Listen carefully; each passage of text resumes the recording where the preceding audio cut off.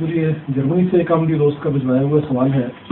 وہ لکھتے ہیں کہ قرآن مجید میں یہ جو آیت کریمہ آتی ہے الرجال قوامون علی النساء بما فضل اللہ بعضهم علی بعض وبما انفقوا من اموالهم، اس آیت کے حوالے سے وہ لکھتے ہیں کہ اس میں مرد کے نگران ہونے کی ایک وجہ اس کا مال کما کے خرچ کرنا بیان کیا گیا ہے. ان کا سوال یہ ہے کہ یورپین ممالک میں جو مرد بیکاری الاؤنس پر گزارا کرتے ہیں کیا ان کی وجہ فضیلت قائم رہتی ہے یا نہیں؟ بیکاری الاؤنس بیوی تو نہیں دیتی، ان کو گورنمنٹ دیتی ہے. ان کو یہاں کی دلچسپی کیوں ہے؟ مجھے سمجھ نہیں ہے اس بات کی. سوال یہ ہے کہ قوامون کی ایک تشریح خدا تعالیٰ نے یہ فرمائی ہے وَبِمَا ہوگا، بے ماں نہیں ہے.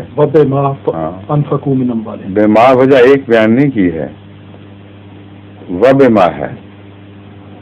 خدا تعالیٰ نے مرد کو ویسے ہی قوام بنایا ہے اور اس کو قوا ایسے بخشے ہیں کہ اگر دونوں میں سے ایک کو نگران بنانا ہو تو مرد ہی کا انتخاب قدرتی اور طبیعی ہے، ورنہ نظام درم برم ہو جائے.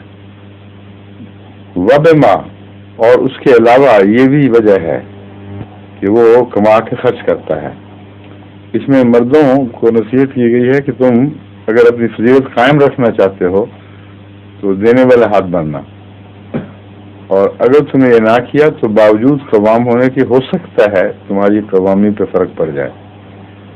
اور یہ درست ہے، درست تو ہے ہی، مگر تجربے میں بھی سامنے آیا ہے کہ وہ لوگ جو نکٹو ہو کے بیویوں کی کمیاں کھاتے ہیں ان کی نہ عزت نہ احترام نہ ان کی بیوی کو مزہ آتا ہے رول کرنے کا.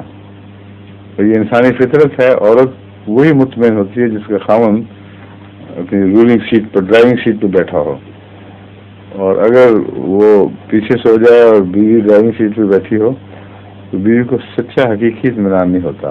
اگر جو روک جاؤ تو ڈالتی رہتی ہے مگر وہ بات نہیں رہتی. ٹھیک ہے نا؟ ظہور